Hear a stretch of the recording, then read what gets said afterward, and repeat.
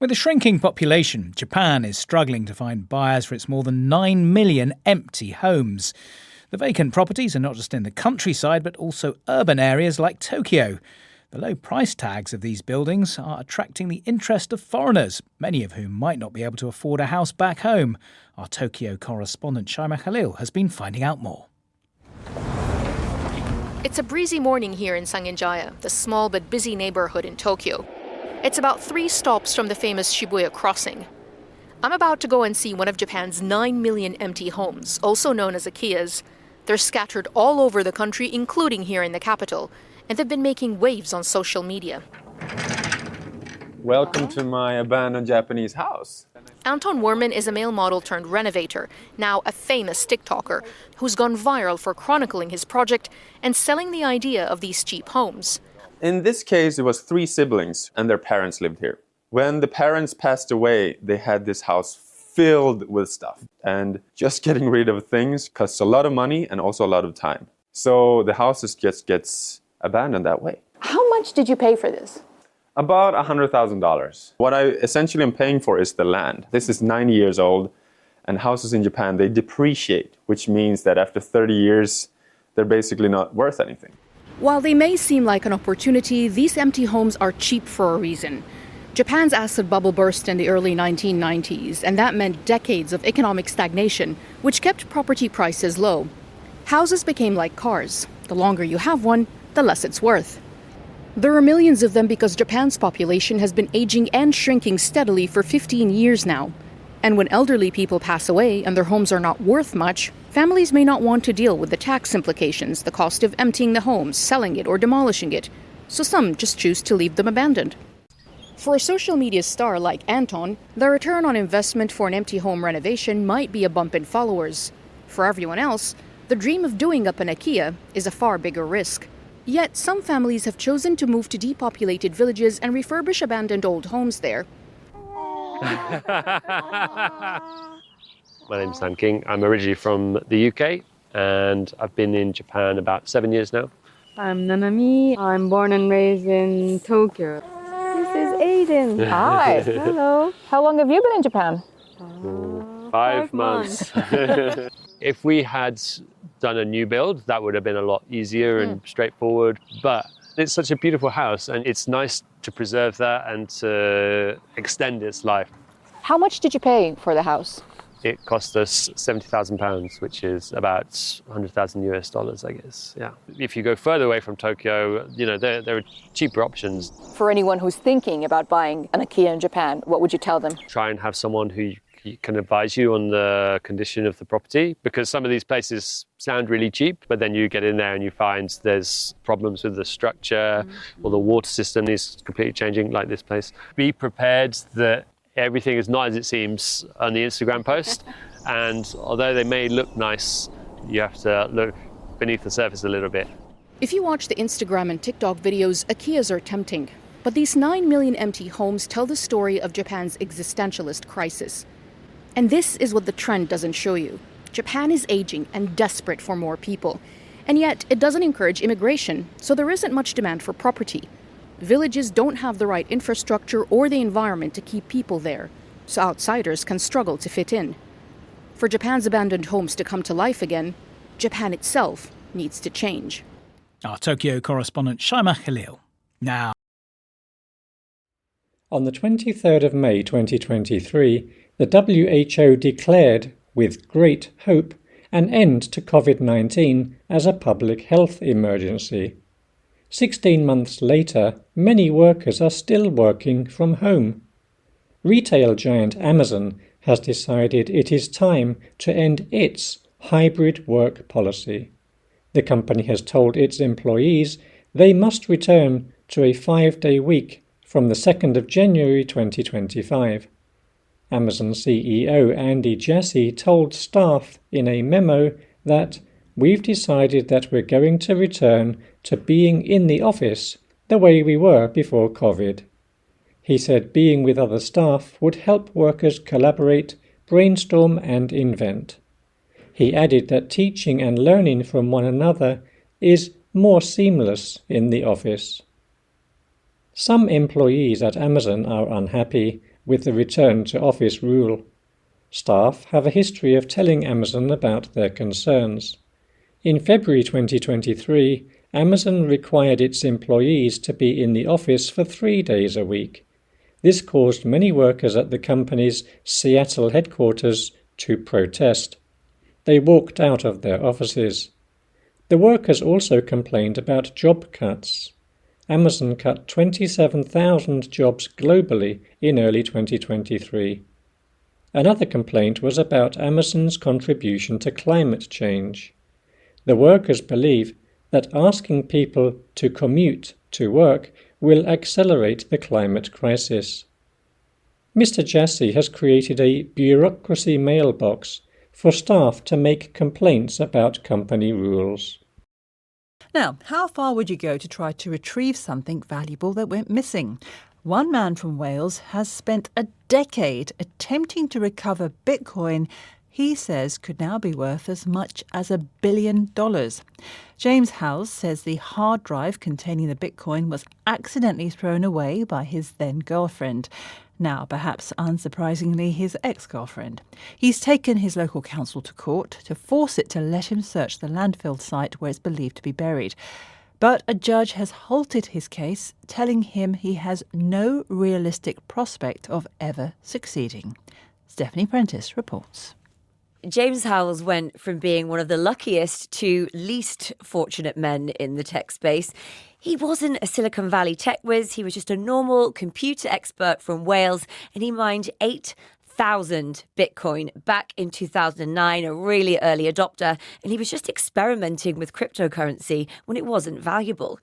A key that he needed to access those coins was stored on a hard drive in his office.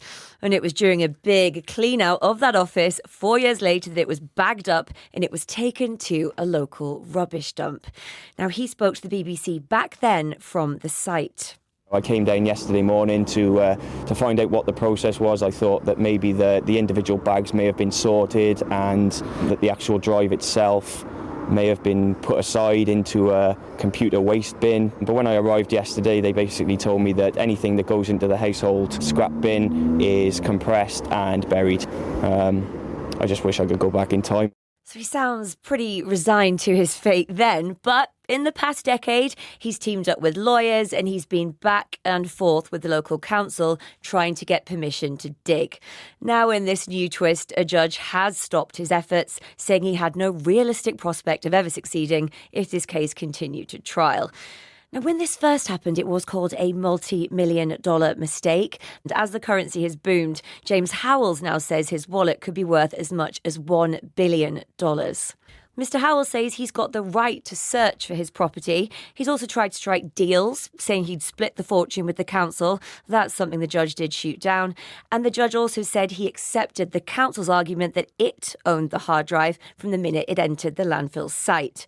Now, Mr. Howells has also tried to argue he can use new tech to hone in on a smaller amount of land to search. And we have seen cases of people using new tech to find lost Bitcoin. Just at the end of last year, a man who forgot a password and couldn't access it, he was trying to get $3 million worth of Bitcoin. He got a hacker that could get him in. But this is a piece of hardware buried in the ground for a decade. Could be an issue. Stephanie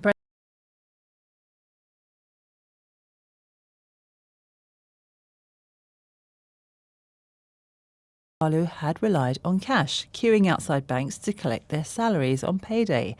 But for the first time, its 11,000 residents are celebrating something that many of us take for granted, an ATM machine.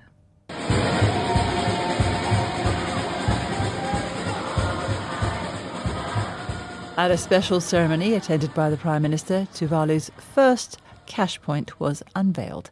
4 others have also been installed. My colleague Will Bain spoke to the Simone journalist Laji Poiva Cheryl Jackson, who was at the ceremony. It's the first ATM in the history of the country. And I said, wait, hold on. It's 2025. And they're like, yes. What's made the change? Why have they decided they're necessary, I suppose? I've spoken to everyone from the general manager to the prime minister to people on the street to government workers, and they've all desired to have it. but there are, at the end of the day, only 6,000 customers. And so, as the general manager said, it just wasn't profitable enough to even consider. And so what's changed? What's changed is that there's government willingness and that they feel that they need to catch up with the rest of the world, that they need to do it in order to develop further their tourism, government, private sector, and so forth. So there's this willingness by the government and the bank to make it happen, and somehow everything fell into place. Yeah, and I guess for the economy too, at home, not just from those tourists, people having access to cash perhaps makes them a bit more willing to spend it if they don't think they're going to run out of it and worry about how they're going to find some more. It's very awkward to fly here, hoping that the amount of cash you have at hand is enough. Journalist Laji Pariva Cheryl Jackson. And that's all from us for now, but there will be a new edition of the Global News podcast later. If you want to comment on this podcast or the topics covered, you can send us an email. The address is globalpodcast@bbc.co.uk. This edition was mixed by Masood Ibrahim Khalil. Plenty of city dwellers fantasise about giving it all up to go and live in the countryside. Rather fewer, of course, ever actually take the plunge. But for those who one might refer to as country curious, there is a way to keep a foot in both camps, retaining a city job while becoming a part-time farmer. It's a way of life developed in France. Hugh Schofield has been out meeting members of this new breed known as les slasheurs. So I'm picking the leaves, placing them on my hand, and then cutting. This will all grow back. It's a very vigorous crop. I'm learning about the cultivation of watercress. Did you know it was brought to France from Russia by Napoleon? That's on the word of Matthew Charlton, now a naturalised Frenchman who's got a small plot of land next to an essential spring for water about 40 miles south of Paris, where he's helping bring back what had once been a big rural employer here. Watercress is quite simple, you know. There's no need for big tractors or big investments. You just need a pair of boots and a knife and you're off. But the point about Matthew is that growing and selling watercress is only one part of what he does. He's also a teacher of scientific English at the Sorbonne University in Paris. Rather cleverly, he's developed for himself a hybrid lifestyle, part urban, part rural. Today, I'm at the university Mondays and Thursdays, on the farm Tuesday, Wednesday, Friday, harvesting and delivering. In the summer, we then produce our own seeds. We have to clean out all the beds and get the crop going again. So I'm here all summer. And it suits you, this kind of hybrid lifestyle, does it? Yes, yeah. I get a lot of outdoors, so I'm quite happy to be sitting down on a Monday and a Thursday and to charge up my batteries, and then I'm really happy to get back in the fields. When he started out in this double life a few years ago, Matthew didn't realise it, but he was actually part of a trend. Of course, there's nothing new in city types wanting to go back to nature, but what's different now is the hybrid approach. The realisation that it's now feasible, and of course financially safer, to become a farmer part-time. People who do this here have taken on the name slasher-cueilleur. It's a play on French words, with the slasher bit meaning someone who does more than one job, as in, I'm a journalist / farmer. There's an organisation called Les Slasheurs-Cueilleurs, which runs training courses in Paris to help people who want to take the plunge. The founder is Julien Maudet, a data engineer who realised during COVID, when he spent time at his grandparents' farm in Normandy, that he needed something else in his life. In the corporate environment, a lot of people are actually wondering, why are they doing what they're doing? There's a lot of people getting into burnout, anxiety, just questioning the meaning of what they're doing, And then when I was at the farm, that's not the question. Why you're doing what you're doing, because you're producing food for people, but you're doing this with conditions that are tough. There's a lot of risk, a lot of uncertainty. I just realized that those two worlds are facing crisis, and they are the solutions of each other. Farms need more hands to grow stuff from the earth, especially if we're to move to a less industrialised form of agriculture. City-bound computer workers, purveyors of mere words and tabulations, face a crisis of redundancy and pointlessness. Why not bring the two worlds together? That's the idea that inspires the people here. That report by Hugh Schofield. Still to come.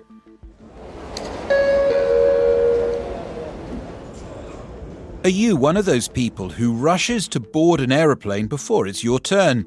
One airline has a new way to stop you.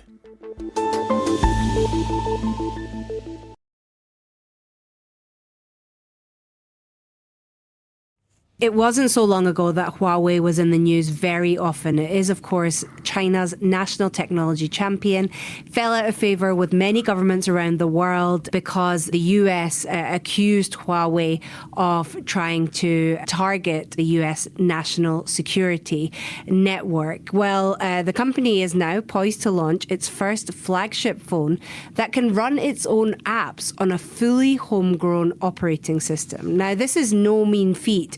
There are only two major mobile operating systems in the world. Of course, we will know them, Apple and Google. Huawei's Mate 70 smartphone will feature what's called Harmony OS Next, which Huawei hopes to establish as the world's third major mobile operating system. And this is partly the result of US sanctions that were supposed to make the company weaker, but in fact have spurred it to try to develop its own systems so that it's not reliant on the US. This is the latest demonstration that the US sanctions, which were designed to hinder the company, have instead cemented Huawei's status as a technological juggernaut.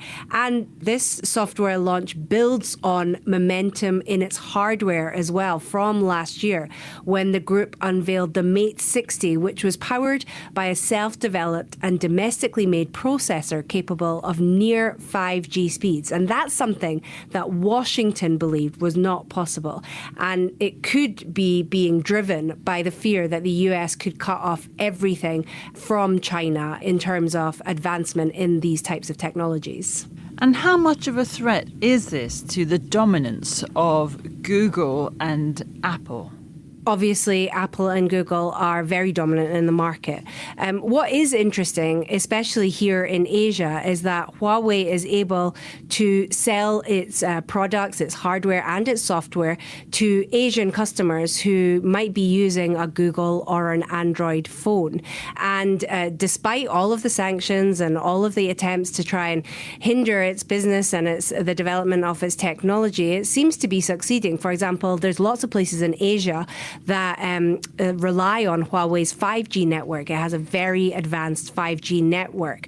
So it's not so much how much it will hinder Google and Apple, for example, but what we are seeing is a splintering. Perhaps there will be two separate ecosystems in the world, one sort of led by America and one led by Chinese. And it's anyone's guess as to where the customers in the end flock to.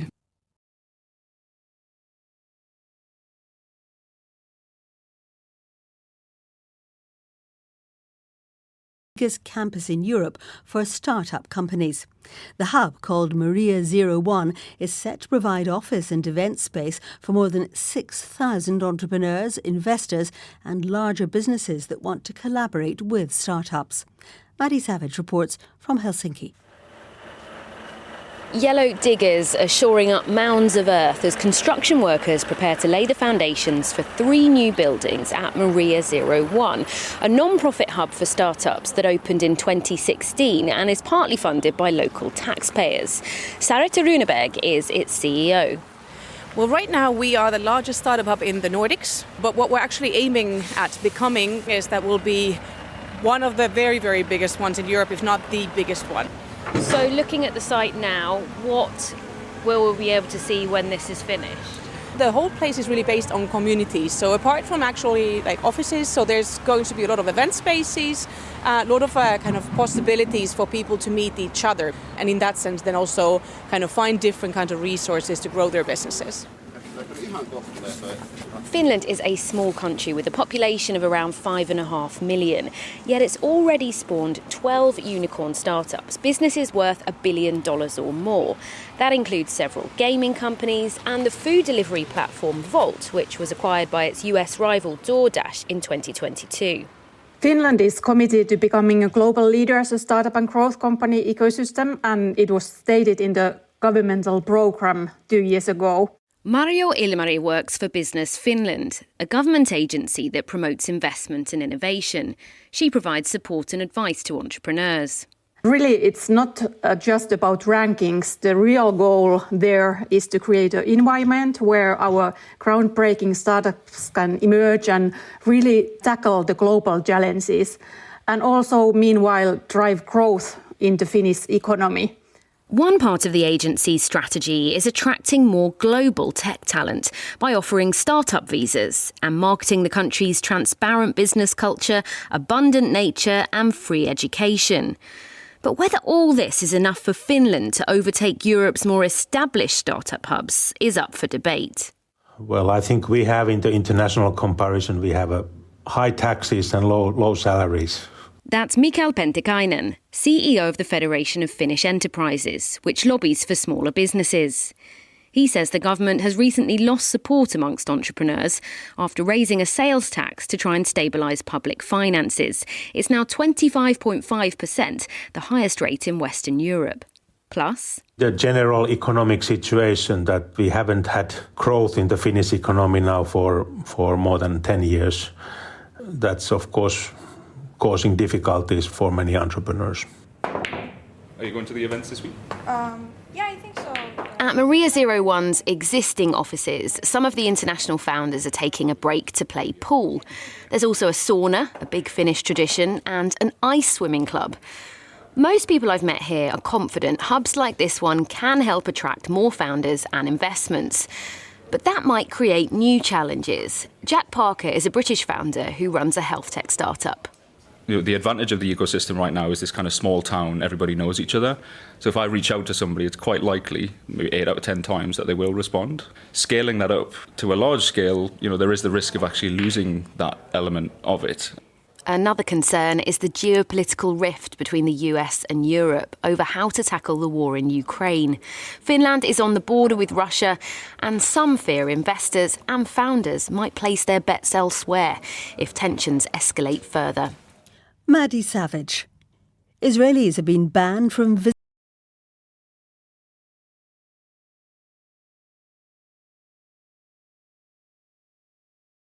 Finally, its pieces may be tiny, but its value is huge. The British company behind the miniature tabletop game Warhammer is in fact now so big it's expected to make it into the FTSE 100 this week. It'll mean Games Workshop will be among the 100 most valuable public companies in the UK. Our senior technology reporter Chris Vallance has the story. If Games Workshop does storm the ramparts of the FTSE 100, it will be a remarkable journey. Now valued at over £4.5 billion, 50 years ago, it was a very different picture. Sir Ian Livingstone is one of its 3 original founders, along with John Peake and Steve Jackson. Well, when we started Games Workshop, Steve Jackson and I ended up having to live in a van because we went to the bank managers and he looked at us rather like a dog watching television, have no understanding of what we were talking about, and asked us to leave. We ended up selling out in the early 90s, but standing now almost like proud parents watching this great British success story kind of conquer the world and become one of the premier games IPs of all time. The firm's shops have become a familiar feature of the high street, but the company is keen to stress it's a manufacturing business, selling the sci-fi and fantasy warriors who battle it out in tabletop war games. Katie Fode, aka Jinx from Tabletop Tactics, a YouTube channel about Warhammer. They are plastic and you build them as part of a kit. You then paint them up and then you have these models that create an army to play on the tabletop. It's such a massive thing. There's so many aspects to it because you've got that hobby aspect, but you also have the gaming and playing. So it really is a community thing. But the real key to the business's success, according to Sir Ian, was tapping into the enthusiasm of players. Realizing that hiring people who were effectively like us, gamers, were fantastic retailers because their passion, their knowledge, their understanding of the games was infectious, and even they might have looked like Visigoths. They really resonated with the people who came in. Chris Vallance. And that's all. Football is one of Britain's most lucrative and influential products, and it's potentially about to become a lot more regulated with new government intervention. The Football Governance Bill would change the financing and the culture of clubs. Our reporter David Lewis told me more. Yes, football is one huge export. The game was invented here, and now the top league of English football is watched and loved by supporters in the UK and overseas. An incredible 1.87 billion people follow the English Premier League worldwide. But as it becomes bigger and bigger business, fans have felt sidelined, watching on forlorn as their clubs switch stadiums, jack up ticket prices, update long-held logos, even, and this is too much to bear for some of us football fans, changing club colours. Sacrilege. And now politicians are stepping in. Their aim is to hand more power to club fans, not just owners and shareholders. The Football Governance Bill is being presented to Parliament today. The government believes it will steady club finances too, as well as improve club equality and diversity. The regulator is also expected to have powers to distribute more money from the muscle of the Premier League to the lower tiers. And the figures are eye-watering. Global investment saw the EPL generate record revenues of almost $8 billion last year. But down the food chain, it's not all massive paydays and sold-out stadiums. Lisa Nandy is the Culture Secretary, and she outlined what practical steps this proposal will take. The bill will enable the independent regulator to take action, to take much tougher measures, including imposing licensing conditions if clubs aren't compliant. The bill doesn't propose that fans have a veto over issues. It proposes that they must be part of the conversation. And there are different ways that different clubs choose to engage their fans. But what this makes clear is that they must do so or face consequences to put fans right back at the heart of their clubs, because fans are the biggest assets that football clubs have. Was Lisa Nandy, the Culture Secretary. Not everyone is happy with this idea, though. That's right. This new legislation would impact clubs in the top 5 tiers of the game, and the big beasts of the Premier League are concerned about excessive financial redistribution to lower league teams. Claire Sumner is Policy Chief and Social Impact Officer at the Premier League. She spoke to the BBC. I think it goes to the core of the financial regulation, which is based on banking style, quite rigid regulation, which if it's sort of applied equally to all 116 clubs, could really damage the competitiveness of the Premier League. And it's the competitiveness of the Premier League that's so important, because that's what drives a 20-club competition. Fans get excited because they don't know who's going to win. And I think that's really, really important. And then the other element, which is, an unprecedented intervention potentially into the distribution arrangements from the Premier League to the Championship, which are currently in place and actually one of the most generous settlements in football. Well, Rick Parry, chairman of the English Football League, those are the 3 tiers below the Premier League, said those clubs welcome the new bill. He said, "We believe it's been framed in a way that will enable the new regulator to protect and achieve the sustainability of clubs across the entire football pyramid." David Lewis.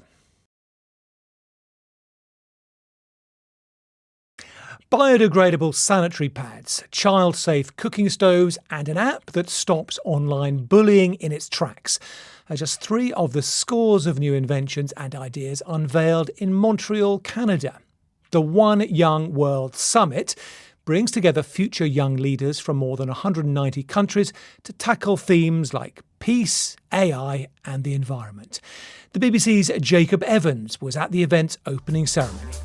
From the Bell Centre, home of the Montreal Canadiens, welcome to the One Young World Summit 2024 opening ceremony. More than 2,000 delegates, many in national costume and proudly waving their flags, took to the stage. The all-singing, all-dancing celebration kicked off a 3-day summit where people aged between 18 and 35 share their ideas, their solutions and ambitions for a better future. One of them, Hannah Raviti Maipi-Clark, travelled here from New Zealand to pick up her award as the Young Politician of the Year. Very humbled. For us is a saying, Kore te kumara e korero mo tōna kirika, which means the sweet potato will never say how sweet it is. So I'm accepting this award not for myself but for the people around me who've raised me. Another celebrated participant is Patricia Zanella from Brazil. She's created her country's first 100% biodegradable sanitary pad. This is the most exciting about it. The difference is that he didn't take 500 years to decompose, just 6 months. We were able to do this using raw materials from Brazil. All the process is really natural and all the fibers are hypoallergenic. The summit is the brainchild of Kate Robertson and David Jones, who've harnessed some celebrity sparkle from the likes of the singer and movie star Cher, the author Margaret Atwood, Live Aid's Bob Geldof, and even Canada's Prime Minister Justin Trudeau. David Jones says he and Kate have the highest of hopes for the young participants. If you come to One Young World, you sort of see the power and its impact. So we've impacted 50 million lives. Kate always used to say, if we get it right, the future Mandela will have come through One Young World and be a One Young World ambassador. So if we've got the great leaders of the world having been One Young World ambassadors, if you have countries not going to war because they met here, the world doesn't need another youth conference, but it needs impact and action. And so that obsessive focus on scaling our impact. Many of the young people here have refused to be defined by their early hardships. Take Charlotte Magai, orphaned at 10 and a single mother by 16. She dropped out of school. But when her child was badly burned on a traditional Kenyan cooking stove in their slum, she was motivated to act. Her child-friendly stoves can now be found in 2 million homes across Kenya. Initially, I just wanted to build a more stable stove to limit the risk of burns in children under the age of 5. And while doing more research on that was when I realized that, household air pollution and high cost of fuel were also a factor, and I needed to solve all three. So then I went on ahead and designed a stove that would then go and solve 3 problems. The overarching theme here is one of courage and determination to reject the status quo, an ambition to rewrite the rules, to create a society they want to inhabit, and to act collectively and learn from one another. My name is Jedida Rakwar. I'm from Kenya. I hope that going back home, strived and I get motivation to put in the work moving forward and create an impact that lasts. Malulile, my name is Sosio Dylan Bawafi and I am from the Kingdom of Tonga. I came here basically to learn about how to improve social impact for my people back home and across the Pacific. My name is Tristan Snyder, and I am from Shawanika First Nation. One thing that has been really resonating with me is really the power of connection here, but how those lasting connections will be leaving even after this event finishes. Jacob Evans in the Canadian city of Montreal. Still to come.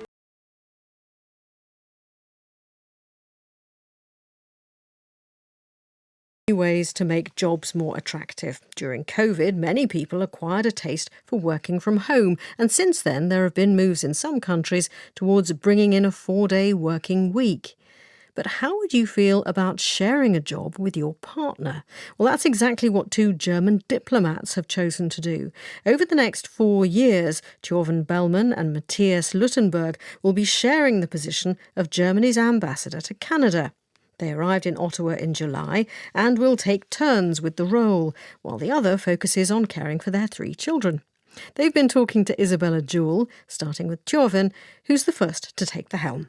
Normally, there is one ambassador to every country. You present your letters of credence to the head of state, and then you are the one at the helm of the embassy, and your partner, if you have one, either has a separate job or often partners, it's very difficult for them to work abroad because, of course, if your job is tied to your home country, it's often a challenge.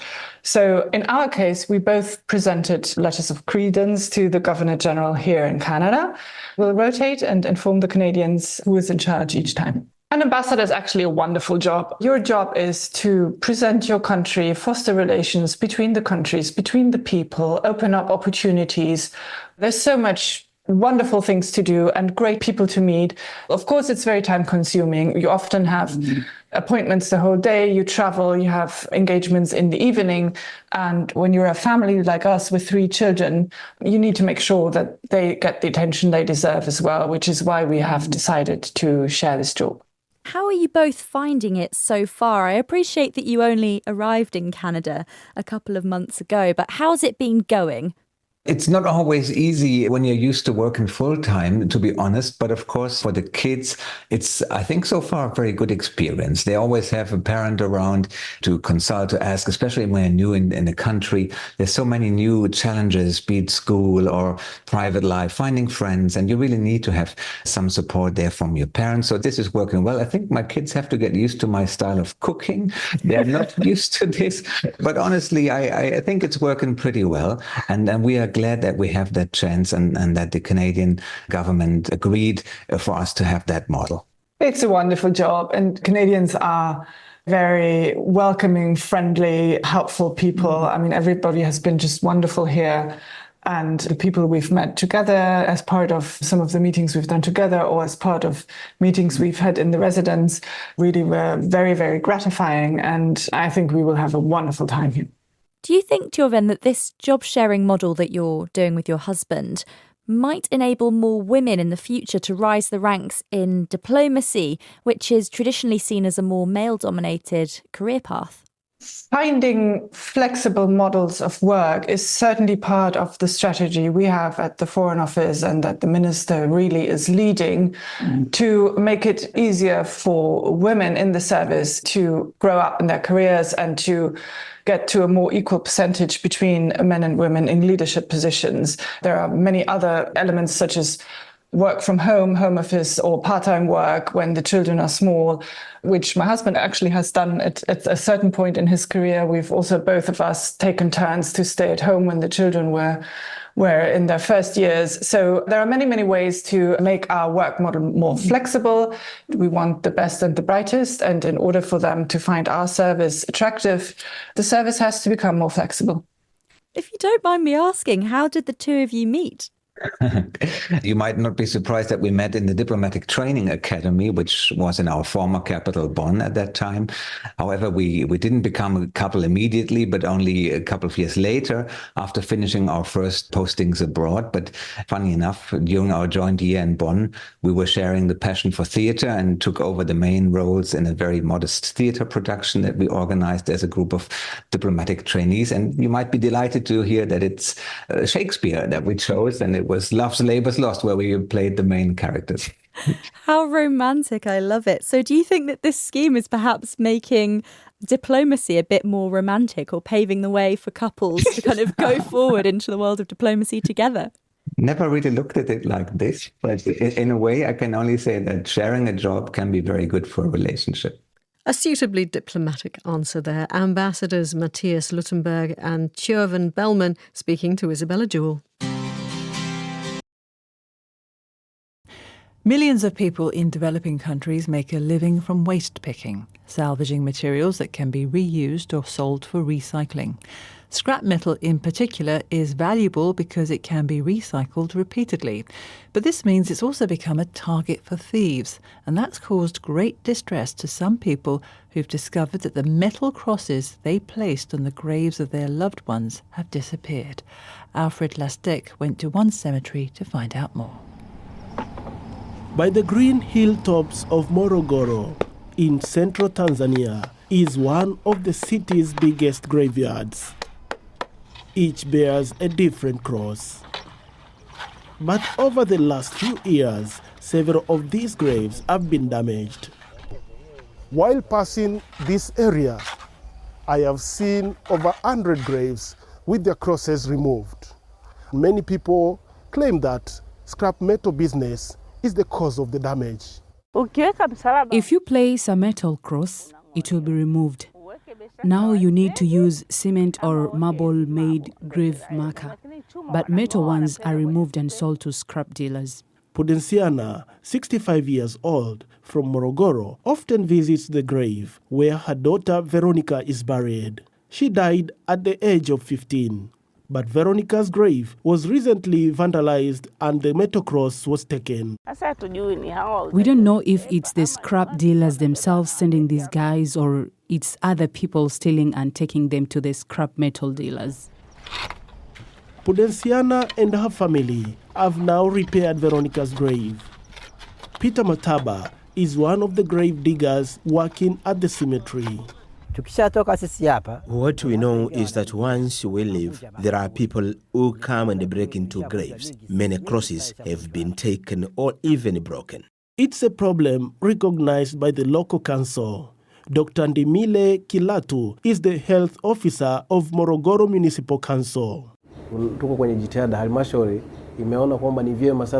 are in the planning phase to strengthen security, but it cannot be today or tomorrow. But we do need to have a fence and also hire guards. The efforts we are making include educating scrap metal dealers on what type of metal they should buy and which they are not allowed to take.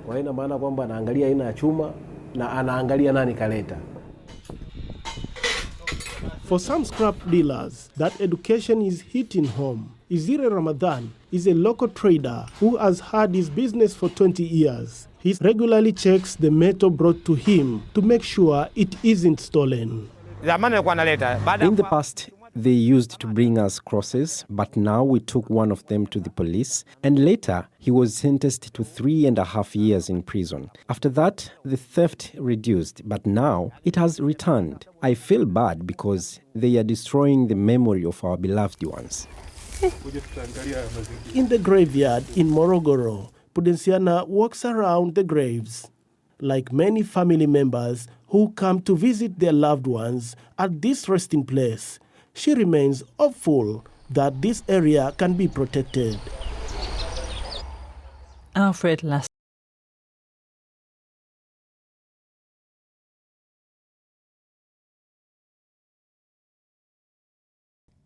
While many people start January with a healthy diet and fitness regime, or at least an attempt at one group of people in Malaysia have been given no choice. Police forces there have returned to work to the news that anyone wanting to advance in their career has to have a body mass index of 28 or lower after concerns over weight gain of officers. Stephanie Prentice explained what's going on. This is being called the Battle of the Bulge by some domestic press. It's a new rule which says officers in the Royal Malaysian Police have to keep their BMI, so that's their body size and weight relative to their height. They've got to keep it at 28 or lower if they want to be up for promotions at work. So it seems this incentive is in response to a wider health crisis there. We know as a country, Malaysia has one of the biggest obesity problems in Southeast Asia, and authorities have been trying to enforce fitness standards for police since back in 2016, seemingly with little success. Now, back then we had some data that said a substantial amount of officers were calling in sick, an average of 560 a day, and 200 died due to heart attacks and diabetes-related issues around that time. So it seems this problem hasn't been contained. They're still trying to stamp it out. But 28, a BMI of 28 is quite high, isn't it? I thought you should pick it about 25. Yes, so for adults, a healthy BMI is between 18.5 and 24.9. So people are saying this new target of 28 still means the officers in question could be classed as overweight. As a side point, some experts also argue BMI as a health measure is flawed. Some say it's designed around white European men. So critics of this have said things like a standard fitness test is a better measure. And Malaysia is not the first country to do this, is it, to address weight like this? It's not. Police in the Philippines have tried to do the same. They now use things like push-ups, sit-ups and running to test people's health. They tried the BMI scale there and it just didn't work. And some states in India, they've actually threatened officers with things like suspensions if they're not able to slim down, work out and hit fitness targets. And actually in Assam, they asked some overweight officers there to retire a bit early. Stephanie Prentice. A famous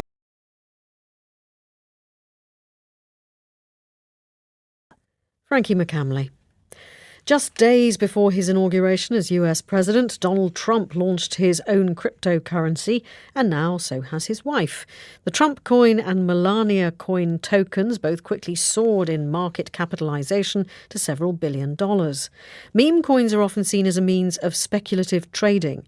The project was coordinated by CIC Digital LLC, an affiliate of the Trump Organization, which has previously sold Trump-branded shoes and fragrances.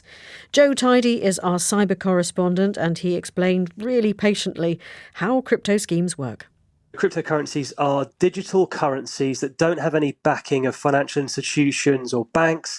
They are decentralized, peer-to-peer money, so The whole idea of Bitcoin, which was the first cryptocurrency, was that it could be like sending an email. So I could send you a bit of Bitcoin over the internet, and it's between me and you. No interference by any of these pesky financial institutions. So of course, the industry has developed a great deal since Bitcoin developed, and now there are thousands of different cryptocurrency coins.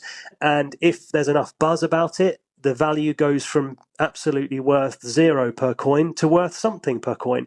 And in the last few days, the incoming president, Donald Trump, and now his wife, First Lady Melania, they've launched their own meme coins, they call them. So these are coins that are marketed for the fun of it. There's no intrinsic value at all. But both those people have been posting on the internet. And of course, many people have gone and spent lots of money on them. And I'm looking at the Melania coin, and it's shot into the top 100 cryptocurrency coins out there, closing in on number 59, which is Fartcoin. So that kind of gives you an idea of the kind of industry that we're operating in here. So no intrinsic value at all, but we were hearing numbers like billions being bandied around. Why is he doing it?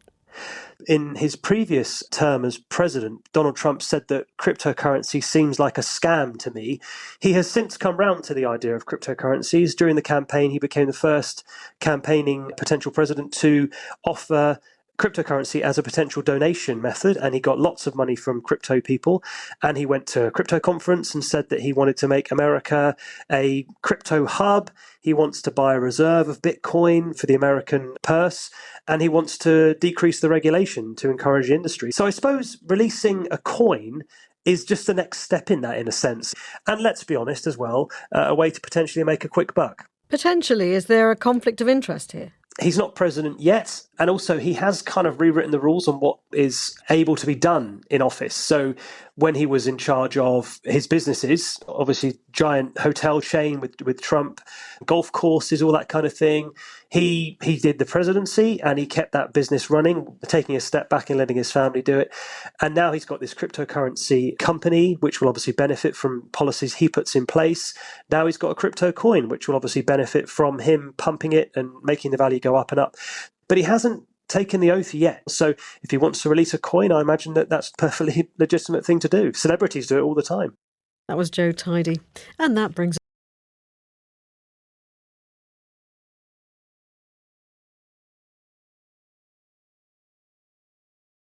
job. The reason I ask is that after a decade of interviewing and studying more than 1,000 workers from all walks of life, researchers at Harvard University believe they've cracked the code to being happier at work.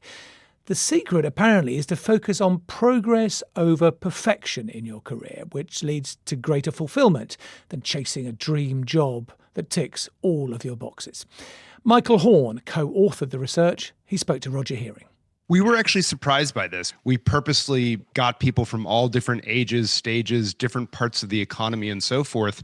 And we were expecting, quite frankly, to see lots of different pushes and pulls that caused them to make switches, and it boiled down to 14 forces that caused them to say, hey, this isn't working for me, 16 forces that pulled them to something new.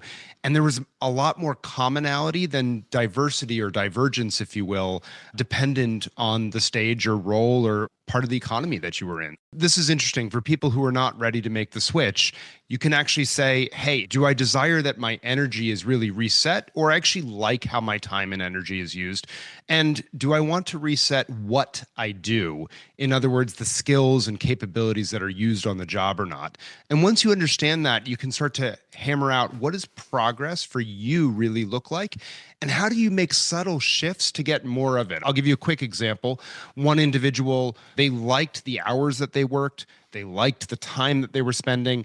They felt like they were being asked to do things on the job that were outside of the scope of what they wanted to be known for, and literally just telling the manager about how it was diverging from their real strengths and where they could really make a difference. They were able to make some slices in the role, if you will, focus more on where their strengths were, what they wanted to be known for. They didn't actually have to switch jobs, and they were able to excel and find greater happiness in the role. But aren't there many people who do their job because it earns them money? They can do it. It's not something they necessarily want to excel at or to reset or do any of these things you're talking about, but they just want to be happy, I don't know, serving meals in Chipotle, for example. Yeah, and this is the really cool thing, right? The research found that whereas we've been using a playbook for the last quarter century that's really focused on progression, you have to start at the individual contributor entry level role, move up to manager, move up to director, and so forth, that actually people these days are really thinking about purpose and progress in the context of their careers, but also their broader lives, right? How they fit in with each other. And so what we found, to your point, is maybe I don't get all my purpose from my job, and that's quite all right, as long as it allows me to have greater satisfaction in my broader life and how it fits in with work. And the reality is right now, a lot of people don't strike that balance for them. And so recognizing that progress looks different from others and that the advice, climb the ladder at all costs, doesn't work for some people, actually helps them find greater satisfaction. Michael.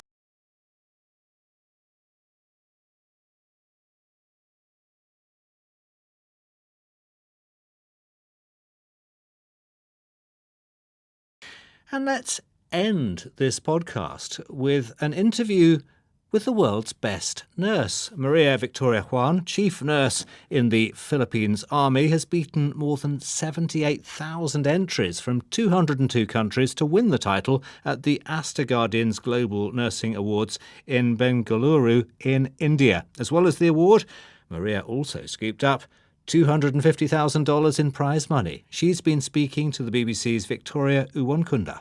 It means so much to me because I feel that this is not my personal award, but an award for all the Filipino people, the military nurses, those we serve, the soldiers, the Filipino citizen. I share it with all of them. And yours is quite a fascinating story. You were a ranking officer in the Philippine Army. Yes. What's your journey been like for you? Yes, I have been a military officer for almost 34 years. And I started, I think I would say I'm a late bloomer. I'm not really that well at many achievements because I'm happy-go-lucky. But eventually, through the years, I learned to love and be passionate about being a nurse and taking care of the soldiers because I have seen the sacrifices of the Filipino people and the soldiers. And I say, I'm really amazed. If they can do this, why can't I? And you have done it. I wonder, how did you decide to go into the military medical side of things? Actually, it started because my aunt, who is a former military nurse, died of gunshot wounds while going to her assignment in the most hostile environment. That was years ago. I was just a little young female child. But then after that, I like the uniform. It's superficial, right? Once I got there, I got to learn about the military and I came to appreciate what the soldiers are doing. So, how challenging has it been for you being in what often is seen as male-dominated sector, being in the military and being a female nurse and high-ranking officer? Yes, in a male-dominated organization, so there might be some gender issues. But actually, there is not. Because if you're an officer, whether you're a female or a male in the Armed Forces of the Philippines, you're well regarded. You are assessed not by your gender, but how you perform. That's what is a good thing about the Armed Forces of the Philippines. Learning from the good leadership characteristics of the male and adapt it with you as a female, it will be really a great way to lead. So that's what I did. I thought like a man, but still acted like a lady. I like that. So tell me then, Maria, what is the best thing about being a nurse? Wow, the best thing about being a nurse is the trust you are given. No other profession, aside from being a doctor, of course, will give you absolute trust, right? No one will shed their clothes for you and look at their body. It's because of the trust. So to reciprocate the trust, competence is not enough. You have to be compassionate. And of course, you have to have courage to advocate for the health needs of those you serve. The world's best nurse, Maria Victoria Juan. Would you pack up your life and move to a remote island in the North Atlantic? Beautiful landscapes, but no running water or electricity. Every year, Great Blasket Island off County Kerry in the Republic of Ireland employs 2 individuals to run holiday cottages and a coffee shop for the 40,000 tourists that come every year. A newly married couple has signed up for exactly that. Camille Rosenfeld from the US state of Minnesota and James Hayes from Tralee in County Kerry. With all modern conveniences abandoned and for the most part just seals and seabirds for company, they've been telling my colleague Nick Robinson what made them want to embrace such a huge lifestyle change.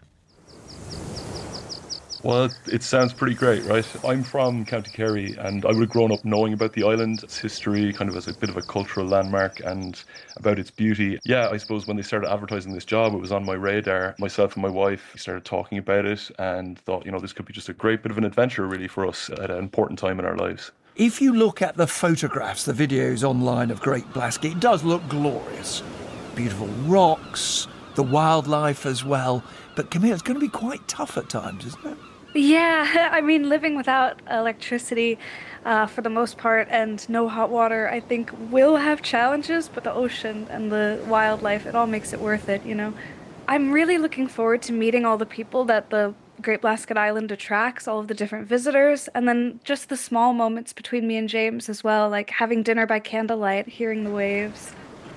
James, do you lose the thing that everyone's obsessed with these days, the mobile phone, or despite the lack of electricity supply, can you still do that? Yeah, there is a small amount of connection out there because there's a mast on the mainland, so we will be able to keep in touch, and there's a small wind turbine to charge phones, detached but connected in some ways as well. Now, you're caretakers for the people who come and stay in the cottages on the island, so you've got some company some of the time. Do you get a sense, James, of how often you're going to be on your own, and what's the advice you've been given by people who've done the job before? Yeah, well, I suppose you just sort of make provision for kind of storms coming in. Last year, we were told that a storm came in that lasted for 12 days. So there will be times when we're on our own, but I think that's kind of all part of the experience. And art, Camille, that's part of what attracts you, isn't it? Is the time to look at this great beauty and to paint it. My background is in art and business, but James is actually a professional painter, so for him... I'm a landscape painter and a figurative painter, so I suppose, and in knowing about the island a long time, I would love the opportunity to go out there and spend some significant time, and hopefully it'll provide inspiration for lots of work when we get back off the island. The weather is a bit lively off the southwest coast of Ireland at times. It's not always gorgeous sunshine and lying on the beach, is it? It depends what you mean by gorgeous. I think the rain and the wind can be quite powerful and beautiful in their own way. We've got lots of rain pants. What do they say? There's never bad weather, just the wrong clothes. So you're stacked up, are you, with the kit you need, James? Yes, there's a few things we've been tipped off to. Also, head torches. A good stash of head torches at various points around the island, given the lack of electricity, is a big one. So we have a few little insider tricks. It's all a bit abstract now, but when we get out there, I'm sure we'll figure it out. James Hayes and Camille Rosenfeld, the lucky new caretakers of Great Blasket Island. And that's all from us for now, but there'll be a new edition.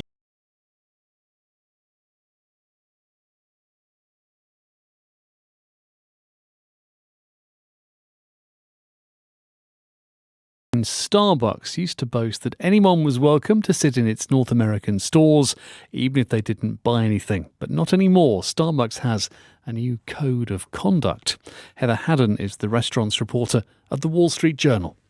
The new CEO, Brian Niccol, since he joined the company last year, has said that he needs to work on the environment of Starbucks stores. He says they need to be inviting, have that coffee shop, cafe environment again.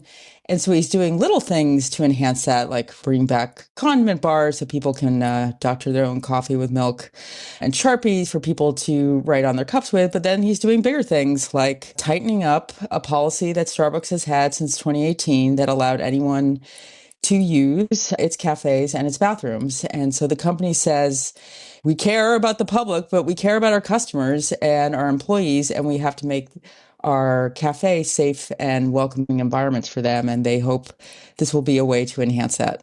Critics will say Starbucks doesn't want the wrong kind of people hanging out in its stores. Is there some truth in that? I think this is a pretty common policy for retailers, that you're supposed to buy something to be in the store. And these cafes are for people who are patrons, not necessarily just hanging out with no purpose, I guess.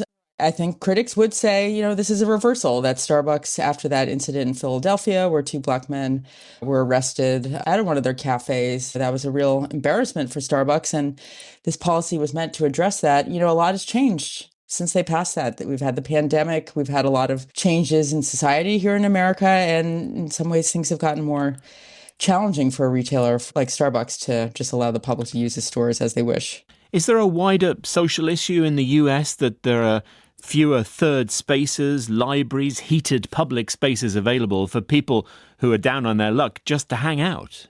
I think that's absolutely true. You looked at the latest homeless count numbers that were released, and we're at very large numbers of people who are just unhoused. They don't have a place to go. And some of that is, again, just how society has been uprooted since the pandemic. So, yeah, it does seem to be that there needs to be other places for these folks. And Starbucks itself says that they do have community outreach programs, and they do try to direct people who need more resources to services. And, their cafes can't just be drop-in centers, that there needs to be other resources for these folks. This starts in the US, but what are the chances that the changes will be rolled out globally?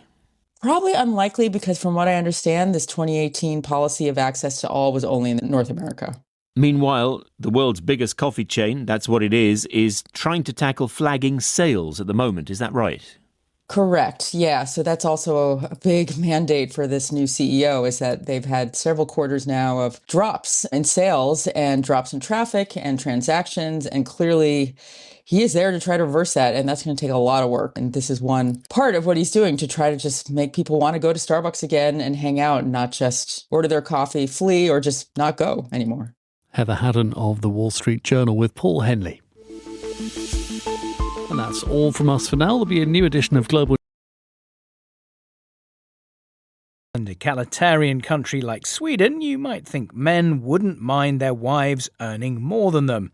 But according to a new study of 20,000 Swedish couples, when a wife receives a higher wage than her husband, he is more likely to be diagnosed with a mental health problem.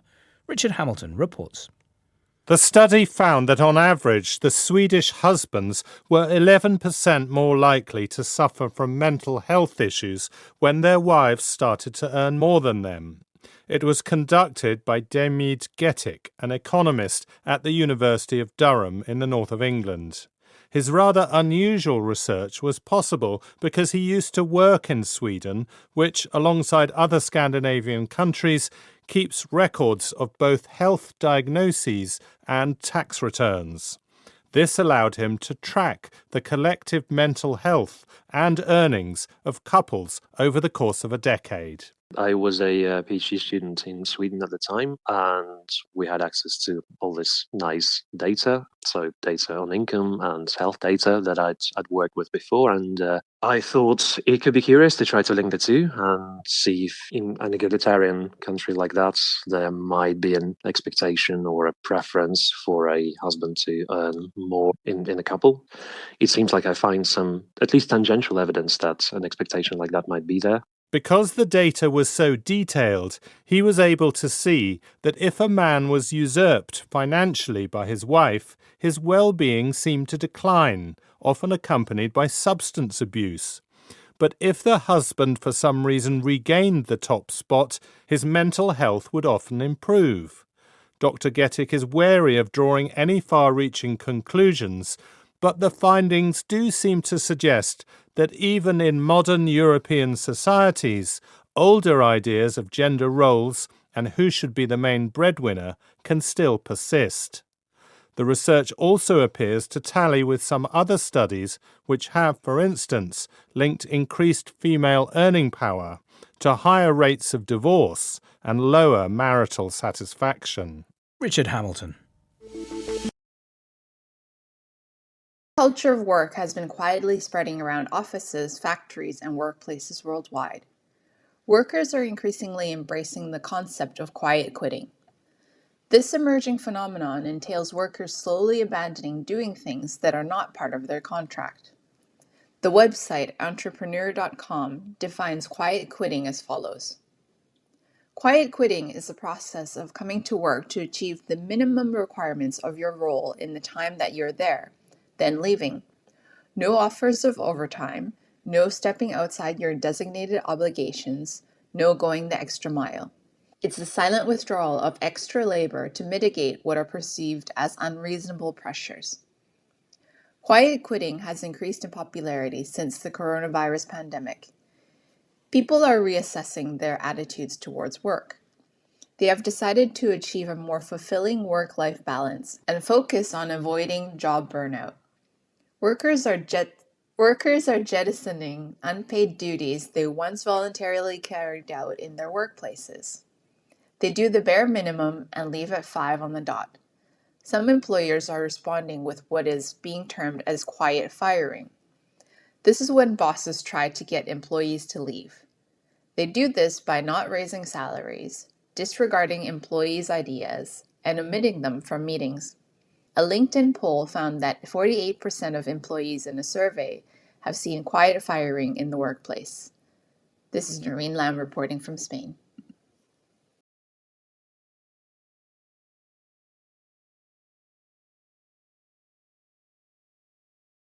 A job enough to want to keep doing it when you're in your 90s.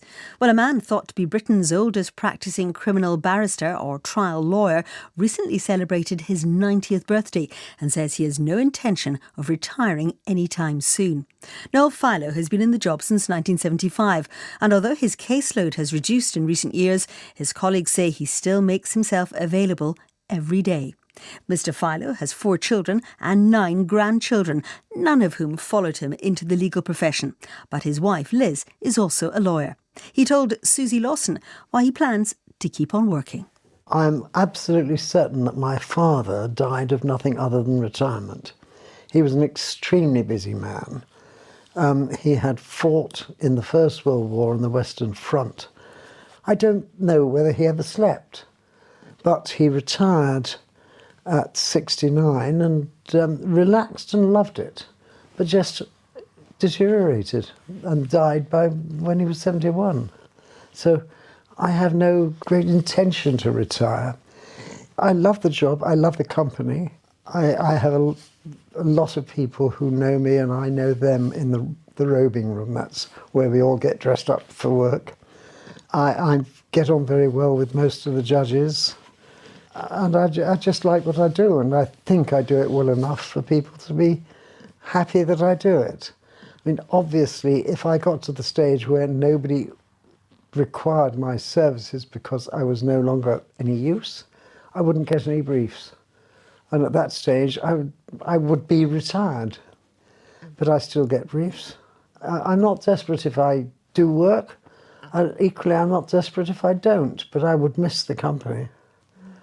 And I think that the old brain keeps going because you work it. It's use it or lose it, I think, with your brain, as with any other part of the body. With all those years' experience, when you go into the court, how do you still feel the pressure in the nerves, or do you? It depends what I'm doing. If I'm mostly when I prosecute now, I'm not doing the most serious of cases, but if I'm having to defend somebody on a really serious charge, of course there's nerves. What is it that keeps you going? You were saying earlier that it's about helping people for you, really. Well, yeah, that's very trite, but I do think that doing what I do is of use. I don't think a good legal system can run without professionals to help the system along.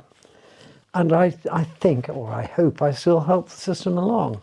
You've just turned 90. How long do you think you're going to keep going for? Well, your life expectancy after 90 goes down a bit.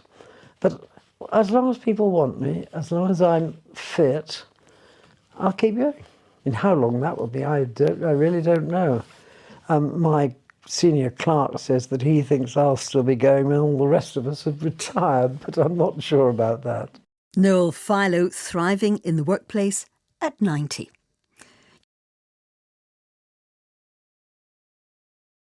Intelligence. AI is changing many things in our lives. Not all of the things are good. Some of the world's biggest record labels are suing 2 AI companies over possible copyright infringements. The labels include Sony Music, Universal Music Group, and Warner Records. They say 2 AI startup companies called Suno and Udio are infringing their copyrighted music on an almost unimaginable scale. The labels say the AI startups have created models to produce music that could saturate the market with machine-generated content. Lawyers for the record labels say AI-generated music will directly compete with, cheapen, and ultimately drown out the genuine sound recordings. This could be a disaster for artists. Many AI companies say their software creates content that is protected under copyright law by the Fair Use Doctrine. This is a special rule that allows people to reuse copyrighted material legally. Fair use means people can reuse music and written articles for things like news reporting and comedy. Suno's CEO Mikey Schulman defended his company. He said, "Our technology is transformative. It is designed to generate completely new output, not to memorize and regurgitate pre-existing content." However, the record labels say the startups have created songs that sound exactly like Dancing Queen by ABBA and My Girl by The Temptations. The labels want compensation of $150,000 per song from the AI startups.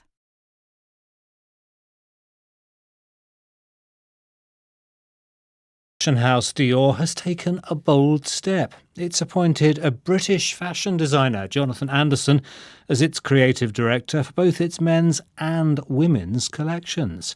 His move to Dior is part of a major reshuffling of jobs at global fashion brands, following some resignations and forced departures, as Ella Bicknell reports. In recent years, the fashion industry has seen its sales slump, and now major brands are changing up their creative leadership. Dior follows in the footsteps of Chanel and Gucci by appointing a new creative boss.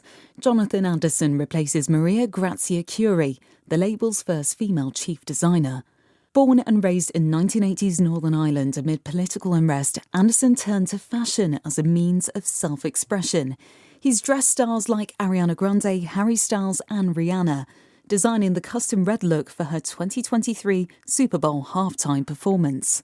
But arts journalist Charlotte Ambrose says it was his decade-long tenure at the Spanish label Loewe that cemented his reputation as a visionary designer. Traditionally, it was known as a brand for its leatherwork, but for me, the way that Loewe was changed by Anderson, it became synonymous with eccentricity and silliness, as well as modernity and high fashion. I think it'll be interesting to see where he takes Dior, because it's traditionally a very romantic, feminine brand, definitely very traditional. So it'll be interesting to see the brand modernised and maybe for gender to be played with a bit more as well in Dior's pieces and to reignite the brand's growth. In a statement, Bernard Arnault, the boss of Dior's luxury goods parent company, praised Anderson as one of the greatest creative talents of his generation and a key asset for writing the next chapter of Dior's history. And that will be put to the test later this month in Paris, the home of Dior, where Anderson will debut his inaugural collection. Ella Bicknell.